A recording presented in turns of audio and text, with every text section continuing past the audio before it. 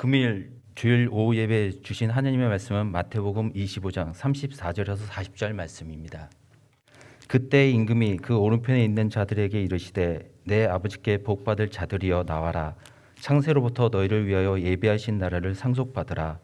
내가 줄일 때에 너희가 먹을 것을 주었고 목마를 때에 마시게 하였고 나그네 되었을 때에 영접하였고 헐벗었을 때에 옷을 입혔고 병들었을 때에 돌보았고 옥에 갇혔을 때에 와서 보았느니라. 이에 의인들이 대답하여 이르되 주여 우리가 어느 때에 주께서 줄이신 것을 보고 음식을 대접하였으며 목마르신 것을 보고 마시게 하였나이까. 어느 때에 나그네 되신 것을 보고 영접하였으며 헐벗으신 것을 보고 옷 입혔나이까. 어느 때에 병드신 것이나 옥에 갇히신 것을 보고 가서 배웠나이까 하리니 임금이 대답하여 이르시되 내가 진실로 너희에게 이르노니 너희가 여기 내 형제 중에 지극히 작은 자 하나에게 한 것은 곧 내게 한 것이니라 하시고. 우리 옆에 있는 분들 함께 인사하도록 하겠습니다. 항상 우리 믿음으로 삽시다. 이렇게 인사하겠습니다. 네, 아멘.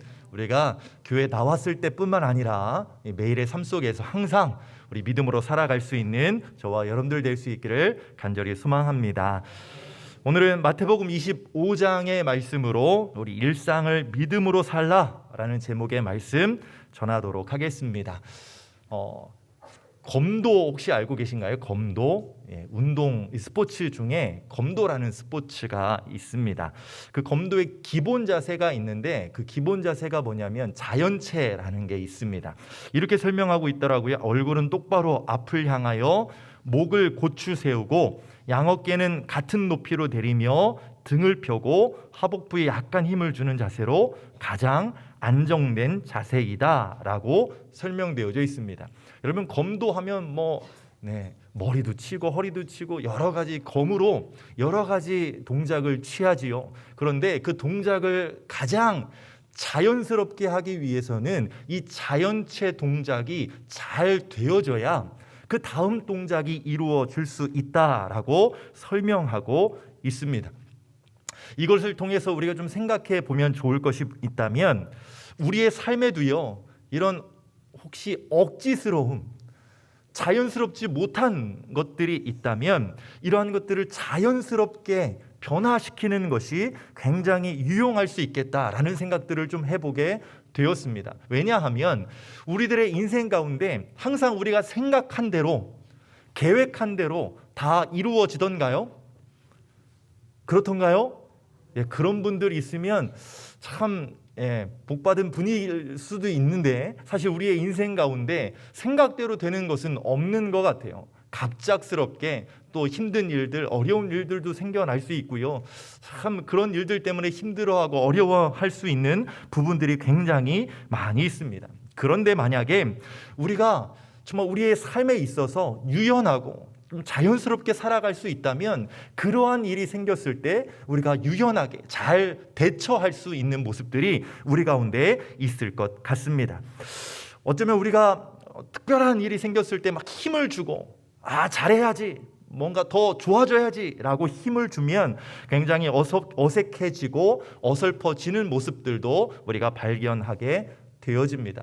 여러분 운동선수들을 보면, 프로들을 보면 이런 이야기들을 자주 하더라고요. 몸에 힘을 빼라. 들어보셨습니까? 네. 이 아마추어들은요, 만약에 축구를 한다라고 했을 때 공을 세게 차려고 온 몸에 다 힘을 줘요. 근데 정작 온몸에 힘을 주고 볼을 차면 볼이 세게 나가냐? 강하게 나가냐? 아니요. 오히려 헛발질을 하기도 하고 저 하늘 높이 공을 차기도 하고 혹은 떼굴떼굴 굴러가게 차는 모습들도 보게 되어집니다. 근데 프로는 그렇지 않더라고요. 온몸에 힘을 빼요. 그리고 언제 힘을 주느냐면 공을 차기 직전에 그 임팩트 딱 맞는 그 순간에만 잠깐 동안의 힘을 줘서 볼을 차더라는 거예요. 이게 축구만 그런 것이 아니라요, 골프나 탁구나 모든 운동을 하는 프로 선수들이 다 이렇게 이야기하는 것을 볼 수 있습니다. 그래서 프로들은요, 다른 거 연습하는 것이 아니라 몸에 힘을 빼는 연습을 매일매일마다 훈련 때마다 하더라는 것이죠. 노래하는 것도 우리 찬양대 너무 노래를 잘 해주셨는데 노래하는 것도 마찬가지지 않습니까? 노래를 잘하려고 저도 그랬었는데 노래를 잘하려고 목에 핏대를 막 세워가면서 잘 불러야지 막 힘줘서 막 부르니까요 오히려 더 안 되더라고요. 그런데 뭐 하라고 이야기하는 걸 들었냐면 목에 힘을 빼라고 이야기를 들었습니다. 목에 힘을 빼고 자연스럽게 이 성대를 열고 노래를 불러야 오히려 더 높은 음도 올라가고 또 자연스럽게 잘 부를 수 있다라는 이야기를 들었습니다. 저는 신앙의 모습도 이래야 된다라는 생각들을 해보게 되었습니다.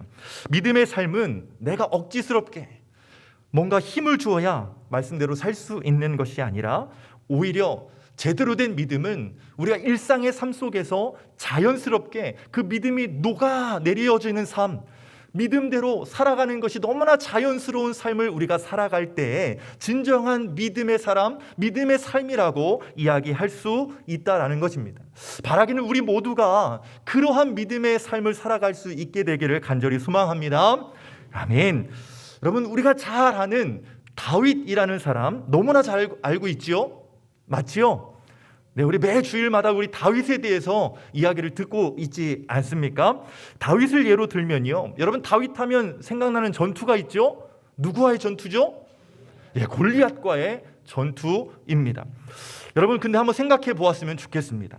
다윗에게 있어서 골리앗과의 전투가 일상적인 것이었습니까? 일상의 삶이었나요? 그렇지 않습니다. 그렇죠? 다윗과 골리앗과의 전쟁은 일상적이지 않았고요. 다윗에게 있어서는 오히려 첫 번째 경험하게 되어지는 아주 특별한 일이었다라는 거예요. 아주 특별한 일이었죠. 그렇다 보니요, 사람들은 그 특별한 그것만 생각할 때가 있는 것 같아요. 그런데 우리의 시선을 조금 뒤로 밀어보면, 그리고 그 과정들을 좀 살펴보면, 여러분 다윗이 골리앗을 쓰러뜨릴 때 사용했던 무기가 무엇이었습니까? 무엇이었죠? 물맷돌이었습니다. 여러분 다윗에게 있어서 물맷돌은 특별한 것이었나요? 아니면 너무나 자연스러운 것이었나요? 자연스러운 것이었습니다. 여러분 매일매일마다 다윗은 양을 치었습니다. 양을 보호했죠? 양을 잘 보호하기 위해서 매일매일마다 갈고 닦았던 게 무엇이었냐면 물매였습니다. 여러분 아시겠지만 이 골리앗과의 전투에 나가기 앞서서 사울 왕이 자신의 갑옷과 자신의 검을 들게 했다라는 것 우리가 알고 있습니다. 입어보고 굉장히 불편해했고 자연스럽지 못했다라는 것을 다윗은 깨달았습니다. 그래서 과감하게 벗어던지고 검도 내려놓고 자연스러웠던 그 물맷돌을 들고 전투에 나갔던 것입니다. 사실 물매는 전투에 사용되는 무기가 아니었습니다. 만약에 그렇다면 많은 군사들이 물매를 들고 나갔겠죠. 하지만 아무도 물매를 들고 나가는 사람이 없었습니다. 검이나 창이나 화살을 들었겠지요. 근데 다윗은 특별하게 물매를 들었다라는 것이었습니다. 그것이 가장 편했고 가장 자기의 손에 맞았던 무기였기 때문입니다. 다윗은요, 어떤 특별한 삶을 살기를 바랬던 사람도 아니었습니다. 그는 평생에 그냥 양치면서 그 삶을 감사하면서 하나님께 찬양했던 사람이 다윗이었습니다. 어떤 사람은 어린 나이에 양을 돌보는 일, 굉장히 지루하고 시간 낭비라고 볼 수 있었을지 모르겠습니다. 아마도요, 형들도 다윗을 무시했을 것 같아요. 그의 아버지조차 말이지요. 그렇다면 보통 우리들은 어떻게 살아갈 수 있겠습니까? 아유, 왜 나만 이런 일을 해야 돼? 에휴, 대충 하자. 이렇게 생각할 수 있었을지 모릅니다. 그런데 다윗이 어떻게 살았습니까? 최선을 다했습니다. 양을 조금이라도 더 잘 치기 위해서 매일의 삶을 연습하고 그렇게 준비되는 삶을 살아갈 수 있었던 것입니다. 물매는 사실 무엇을 죽이기 위한 도구가 아니라 양을 살리기 위한 도구였습니다. 그 물매가 이스라엘을 승리로 이끄는 도구로 사용이 되었던 것입니다. 여러분, 이를 통해서 우리가 깨닫게 되는 것, 우리가 일상의 삶을 어떻게 살아가는가에 따라서 우리가 특별한 일이 생겼을 때 온전히 그것들을 감당할 수 있는 능력을 갖게 되어진다라는 것을 우리가 깨달을 수 있게 되는 것입니다. 여러분, 이러한 관점으로 오늘 읽었던 마태복음 25장의 말씀을 한번 접근하도록 하겠습니다. 마태복음 25장의 말씀 전체적인 내용을 보면 예수님께서 무엇을 이야기하고 있냐면 결산이라는 단어가 나오는데요, 결산의 때가 있다라는 것을 우리에게 가르쳐 주고 있다라는 것입니다.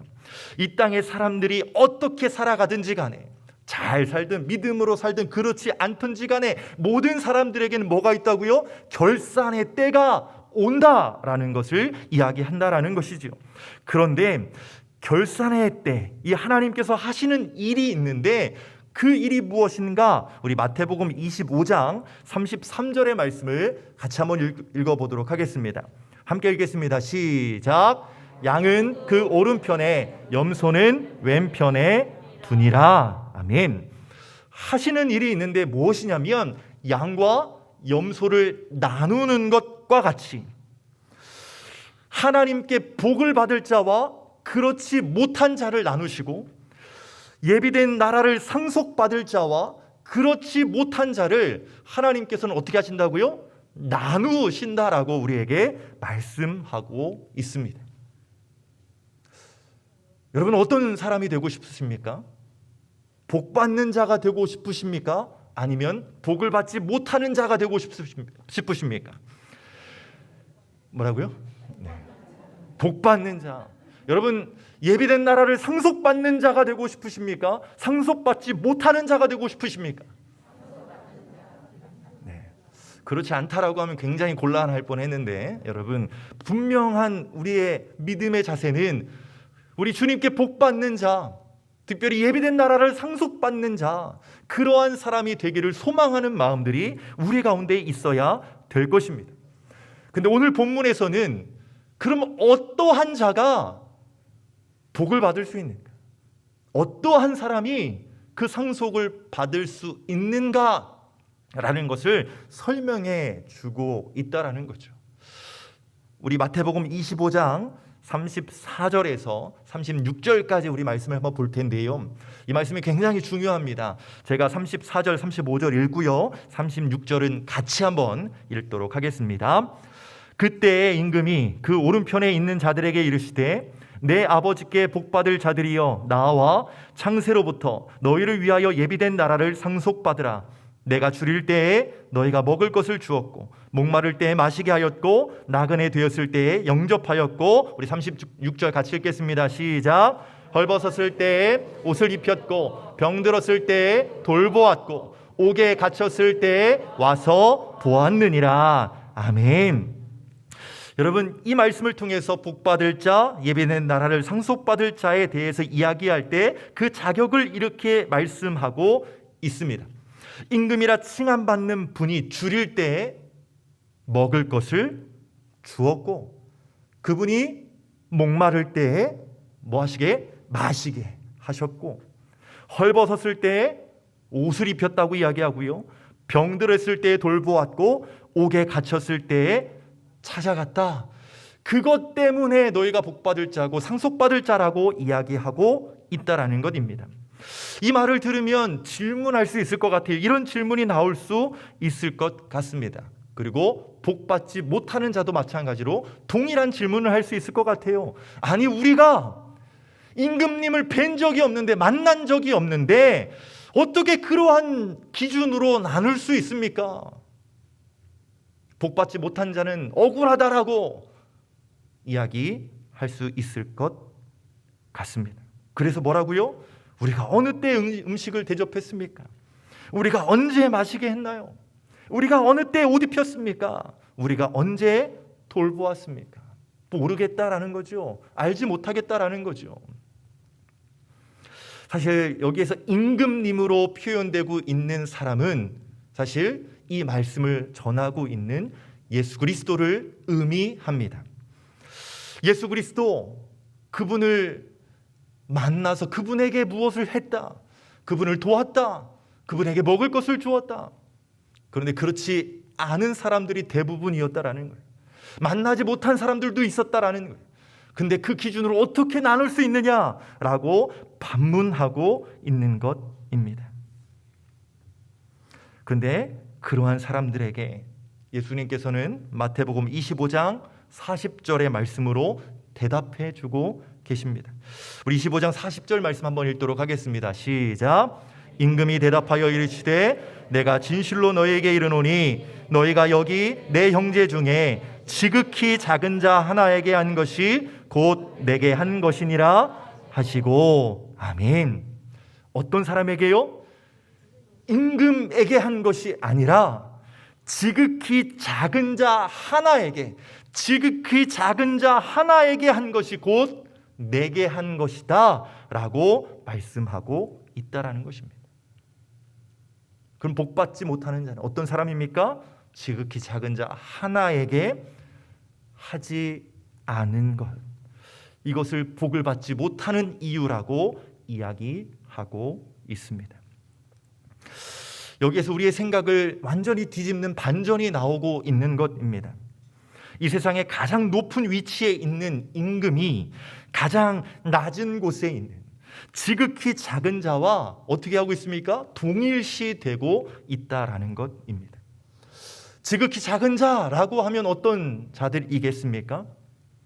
어린 아이가 될 수도 있고요, 노숙자나 고아들, 자신의 힘으로 삶을 이어갈 수 없는 그런 아주 연약한 자들을 의미할 것입니다. 누군가의 도움이 없이는 삶을 영위할 수 없는 그러한 사람들을 통칭하는 말이 지극히 작은 자라는 것입니다. 그러한 사람들에게 우리가 선을 베풀고 우리가 도움을 주는 것이 바로 예수님에게, 임금에게 도움을 주는 것이다 라고 말씀하고 있습니다. 여러분, 우리가 신앙생활하면서 이런 기도 많이 하지 않습니까? 저는 했었습니다. 예수님 만나게 해달라고, 제 눈으로 보게 해달라고, 주님을 느낄 수 있게 해달라고 기도했던 적 정말 많습니다. 믿음이 연약할 때 더 그랬습니다. 의심될 때 더 그랬었어요. 주님 나타나 주시면 제가 조금 더 잘 신앙생활 하겠습니다. 더 기도하고 예배생활 더 잘하겠습니다 라고 그렇게 기도했던 적이 있어요. 뭔가 눈에 잡히면, 손에 잡히면, 눈에 보이면, 손에 잡히면 될 것처럼 그렇게 기도했던 적이 있습니다. 여러분들은 없는지 모르겠어요. 네, 한 번쯤은 그런 기도 했었을 것입니다. 그런데 매일마다 예수님 만나는 사람 있으십니까? 매일마다 하나님이 여러분들에게 나타나시는 분 계세요? 조용한 거 보니까 그렇지 않은 것. 어떻게 하나님이 매일매일마다 여러분들에게 나타나겠습니까? 그러면 이제 허튼지 못하죠. 근데 갑갑할 수도 있죠. 말 한마디, 행동 하나 얼마나 내가 이거 죄 짓는 거 아니야? 막 이렇게 생각할 수 있을 것 같아요. 사실 예수님을 만나는 것, 우리 주님을 만나는 것, 그는 우리의 일생에 참 특별한 일일 것 같습니다. 그런데요, 오늘 예수님께서 말씀한 지극히 작은 자 한 사람을 만나는 일은 어떤가요? 일생에 단 한 번뿐인 일일까요? 어려운 일일까요?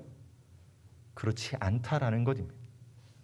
우리가 살면서 주위를 둘러보면 연약한 자, 힘들어하는 사람, 우리의 도움이 필요하거나 우리가 손을 잡아줘야 될 사람들이 주변에 너무나 많이 있다라는 것을 우리는 발견하게 되어집니다. 그러한 사람들을 힘들이지 않아도 찾아낼 수 있다라는 것이죠. 오늘의 말씀은 그런 우리들에게, 그렇게 쉽게 지극히 작은 자를 찾아낼 수 있는 우리들에게 어쩌면 큰 숙제를 가져다 주게 되어지는 것입니다.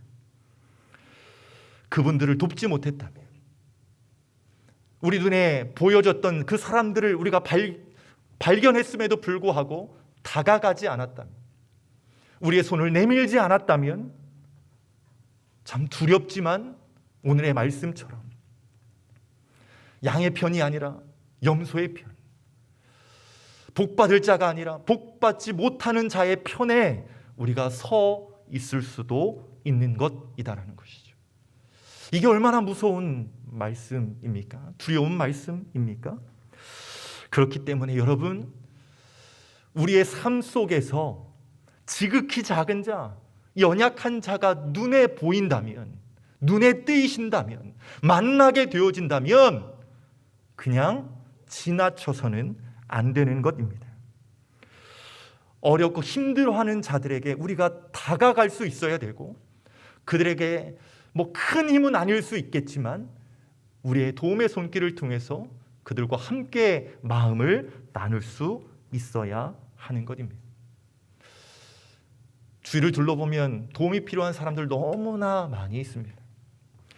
제가 다윗 청년부 담당을 하고 있는데요, 저희도 얼마 전부터, 올해부터 작년 말이죠, 작년 말부터 그룹홈이라는 그 곳에 있는 아이들을 돕고 있습니다. 여러분, 고아원은 많이 들어보셨죠? 근데 그런 시설의 개념이 아니라 마찬가지로 학대받은 아이들, 또 부모로부터 버려진 아이들, 그런 아이들을 한 가정에서 정말 자녀들 키우듯이 이게 양육하고 있는 그러한 단체가 그룹홈이라고 합니다. 그 그룹홈을 다윗 청년부에서 돕고 있습니다. 아주 작은 도움이지만 그런 작은 도움 하나에도 찾아가서 만나서 그 담당하시는 분하고 이야기를 나누면 너무나 감사해야 하고 그것이 큰 힘이 되어진다라는 이야기를 들었습니다. 여러분이 도움이 필요한 사람들이 여러분 주위에 있다면 여러분 그냥 지나치지 않기를 바랍니다. 그분이 바로 예수님이라는 생각을 가지고 그들에게 도움의 손길을 우리가 나눌 수 있는 저와 여러분들 될 수 있기를 간절히 소망합니다. 여러분, 예수님께서는 그냥 지나치신 적이 없더라고요. 그렇죠? 성경의 말씀을 보면 38년 된 병자, 혈루병 앓던 여인, 소경 바디메오 같은 사람, 사마리아 여인 삭개오와 같은 사람, 가늠한 여인, 뭔가 사람들한테 비난받고 정말 연약한 그 위치에 있는 사람들, 그냥 지나친 것이 아니라 찾아가서 말을 건네고 그들에게 복음을 전하고 그들에게 생명을 주는 그러한 예수 그리스도를 우리는 바라보게 되어지는 것입니다. 무엇보다도 우리 주님이 누구를 만나 주셨습니까? 너무나 미천한 저와 같은 사람, 우리 모두를 예수님께서 먼저 만나 주시지 않았습니까? 그게 얼마나 감사한 일입니까? 우리가 믿음을 가지고 이 땅 가운데 살아가는 것 자체가 예수님의 놀라운 사랑을 받고 살아가는 것인데 우리가 그 사랑을 전해야 되지 않겠습니까? 여러분, 전도 우리가 많이 강조하고 있는데 전도는 무엇입니까? 복음을 전하는 것이죠. 복된 소식을 전하는 것이죠. 하지만 그 안에 예수님의 사랑이 있어야 됩니다. 예수님의 마음으로 그들에게 다가가고 그들이 꼭 변화됐으면 바라는 그 소망하는 마음을 가지고 전도해야 그 사랑이 전해질 수 있게 되는 것입니다. 여러분 안에 예수님의 사랑이 있으십니까? 여러분 안에 예수님의 사랑이 있으십니까? 할렐루야. 그 사랑이 있다면 여러분 그 사랑을 전할 수 있게 되기를 간절히 소망합니다. 할렐루야. 아멘. 그런데요, 우리가 전도 개념만 생각하는 것이 아니라 이러한 것들을 조금 확대해서 우리가 생각해 볼 수 있을 것 같습니다. 뭐냐면 이 지극히 작은 자에게 하는 것, 이것을 조금 확대해서요, 우리의 모든 삶, 우리의 모든 매일매일의 일상 가운데 하나님의 말씀에 순종하고 하나님을 찬양하고 하나님께 영광 돌리는 삶을 살아가는 것, 이것도 굉장히 중요하다라는 것을 우리가 생각해 볼 수 있다라는 것입니다. 우리의 믿음은 주님 다시 오실 그날을 위해서 필요한 믿음입니까? 다시요, 예수님께서 오실 그때에만 필요한 것이 믿음입니까? 아니면 그 오실 때까지 그 과정 가운데 매 순간순간마다 필요한 것이 믿음입니까? 우리의 과정, 모든 삶의 시간들, 그 시간마다 필요한 것이 사실 믿음입니다. 그 과정이 있어야 온전한 결과를 우리가 얻을 수 있게 되는 것이죠. 여러분, 요즘 TV 프로그램에 오은영 박사라는 분이 많이 등장하고 있습니다. 우리 아이들 양육할 때 이제 저희 아이들이 이제 6살이잖아요. 이 좀 어린 아이들, 좀 자녀들이 있는 부모들은 다 관심 있게 오은영 박사가 나오는 프로그램을 보게 됩니다. 거기서 이제 아이들을 관찰하고 아이들이 뭐가 문제인지를 보게 되어지는데요. 그 가운데서 오은영 박사님이 자주 하는 이야기가 있어요. 아이들의 잘못된 행동을 지적할 것 같잖아요. 물론 하기도 하지만 많은 수에 있어서 누구를 지적하냐면 부모를 지적하더라고요. 부모의 삶을, 또 부모의 그 모습을 통해서 아이들이 보고 자란다라는 거예요.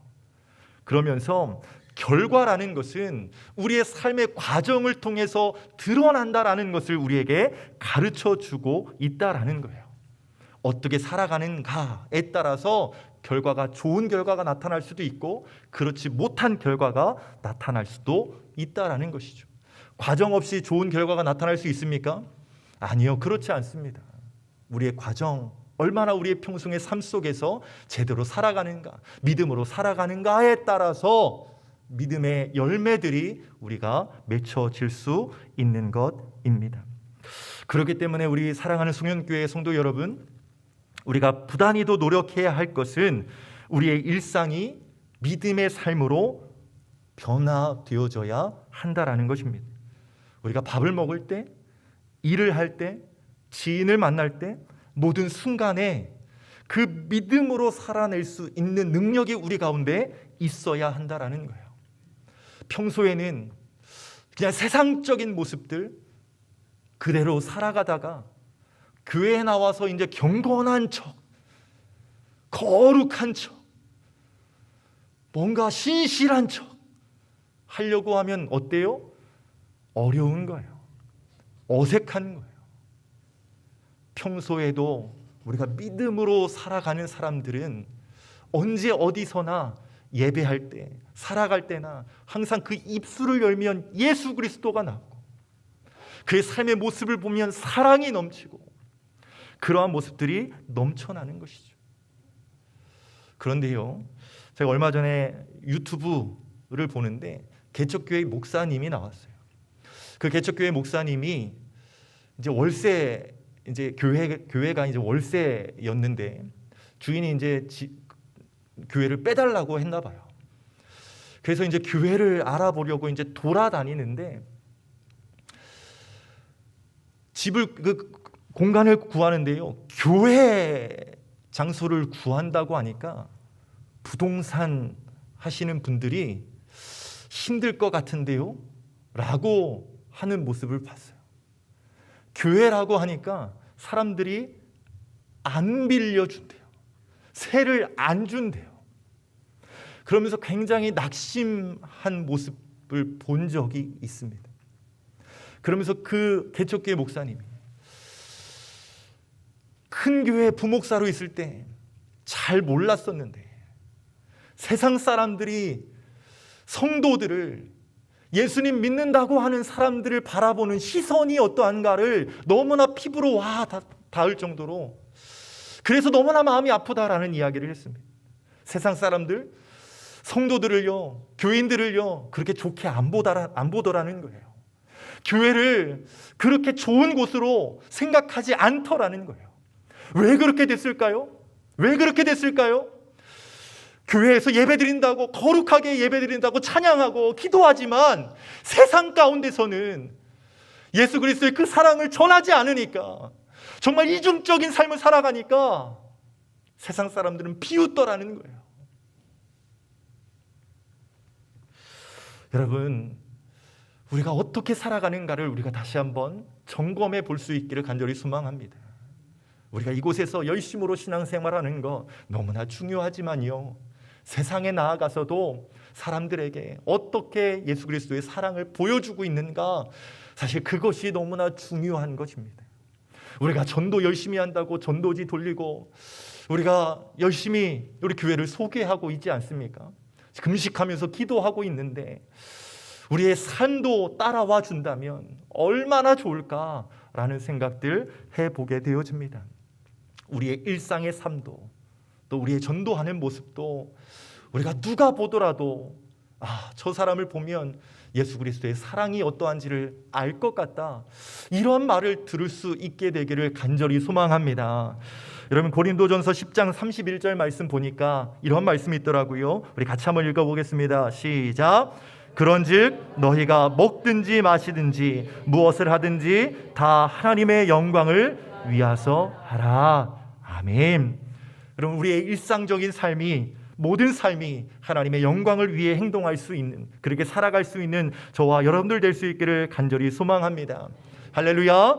근데 그렇게 살아가기 위해서 필요한 것이 있습니다. 마태복음 6장 26절 말씀을 보니까 이런 말씀이 있습니다. 공중의 새를 보라. 심지도 않고 거두지도 않고 창고에 모아들이지도 아니하되 너희 하늘 아버지께서 기르시나니 너희는 이것들보다 귀하지 아니하냐. 이 말씀은 하나님의 은혜가 없다면 우리는 한순간도 살 수 없는 존재라는 것을 나타내주고 있습니다. 근데 그런 우리를 하나님께서 사랑하시고 귀하게 여기시기 때문에 지금까지 우리가 살아가는 것 아니겠습니까? 모든 시간과 모든 공간이 하나님의 은혜로 지탱된다면 우리가 흔히 은혜 받았다라는 말, 이러한 것이 영적인 활동이나 공간에만, 그런 시간에만 국한되는 것이 아니라 모든 시간이, 모든 삶이 사실 은혜라고 말씀드릴 수 있을 것 같습니다. 모든 삶이 하나님 앞에 찬양할 수밖에 없는, 감사할 수밖에 없는 삶의 모습이다라고 말씀드릴 수 있을 것 같습니다.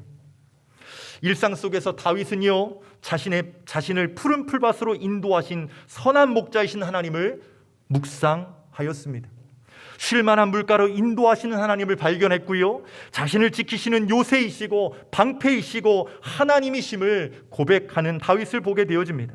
다윗은 그의 일상에서 하나님을 인정하였습니다. 다윗에게는 모든 일상이 영성의 훈련이었다라고 말씀드릴 수 있을 것 같습니다. 여러분, 우리는 날마다 반복되는 일상에서 어떤 하나님을 만나고 있으십니까? 분주하고 사실 어떤 일이 터질지 모르는 우리가 급박한 일터에서 어떤 하나님을 발견하고 어떤 하나님을 찬양하며 살아가고 있으십니까?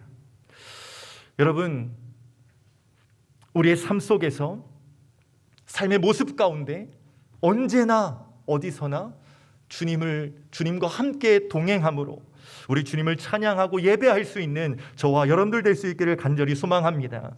여러분, 훈련받았다면 훈련받은 대로 살아가시기를 간절히 소망합니다. 말씀을 들으셨다면 세상 가운데 말씀대로 살아가기를 힘쓰시기를 바랍니다. 기도했다면 기도한 대로 살아가시고, 은혜 받았다면 은혜 받은 대로 변화되는 여러분들 될 수 있기를 간절히 소망합니다. 삶의 모습이, 삶을 통해서 예배하는 것이 진정한 예배다라고 로마서 12장 1절에서는 우리에게 가르쳐주고 있습니다. 우리의 일상의 모습이, 우리의 평범한 우리의 일상의 모습이 믿음의 삶의 모습임을, 거짓된 모습이 아니라, 이중된 모습이 아니라 그 삶의 모습이 바로 믿음으로 살아가는 저와 여러분들 될 수 있기를 주님의 이름으로 간절히 축원드립니다. 아멘.